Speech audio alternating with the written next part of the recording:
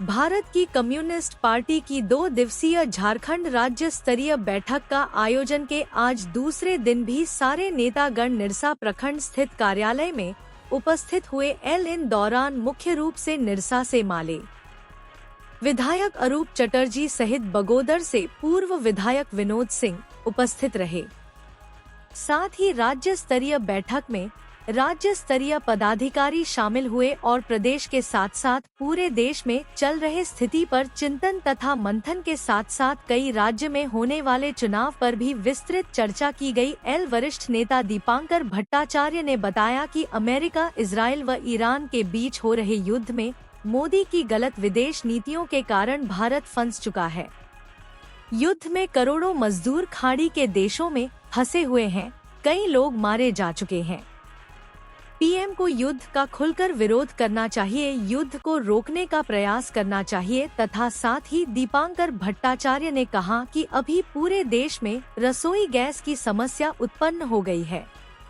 उन्होंने देश के 4 राज्यों में हो रहे चुनाव में भाजपा को रोकने को ही प्राथमिकता बताया। बंगाल में टीएमसी तथा भाजपा के विरोध में माले लेफ्ट के साथ तालमेल कर 10 सीटों पर चुनाव लड़ रही है। असम में 1 सीटों पर तालमेल है जबकि 2 सीटों पर अकेले लड़ रही है। वहीं तमिलनाडु में 14 सीटों पर है जबकि केरल में 3 सीटों पर चुनाव मैदान में है। बंगाल में मोदी सरकार SIR लाकर लगभग 60 लाख लोगों का नाम काट दिया गया है।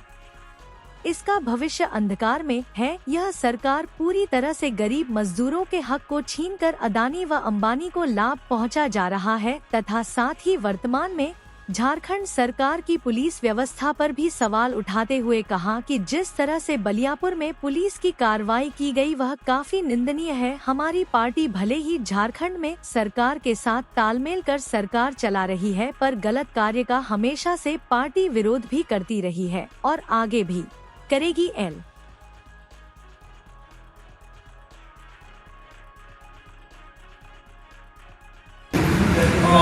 बैठक तो यहाँ राज्य कमेटी की बैठक है।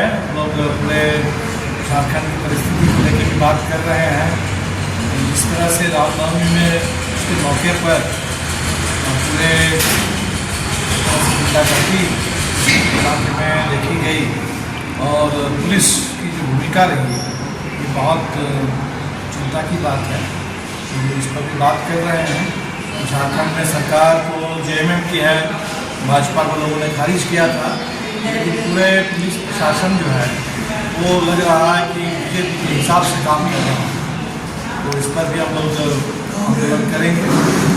मनरेगा कानून को जो खत्म किया गया और इसके चलते गांव में बेरोजगारी ये संकट प्रदेश में है, झारखंड में भी है।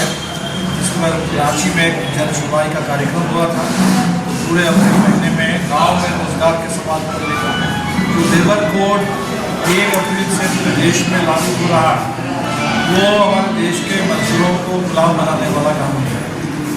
8 घंटे की जगह पर 12 घंटे 14 घंटे मजदूरों से काम लेना, उनके वेतन में कटौती और उनके पूरे यूनियन अधिकार में कटौती।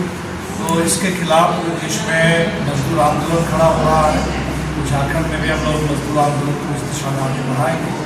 दुनिया की बात भी हम लोग कर रहे हैं कि युद्ध जो है 1 महीने से चल रहा है वो सिर्फ ईरान और इजराइल और उधर के देशों को प्रभावित करने वाला युद्ध नहीं है। उसका सीधा असर हिंदुस्तान के घर घर में आ गया है।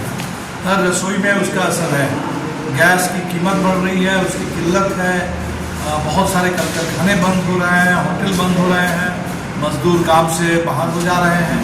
तो देश में ये जो आर्थिक संकट का बोझ मोदी सरकार के गलत विदेश नीति के चलते, ईरान हिंदुस्तान का बहुत पुराना दोस्त है। ईरान का साथ देने के बजाय इस तरह से अमेरिका और इजराइल के पक्ष में भारत सरकार ने खुद को झुका लिया, इससे बहुत देश का नुकसान हो रहा है। तो हमें लगता है कि तत्काल इस पर पूरे देश में हम लोग लड़ेंगे।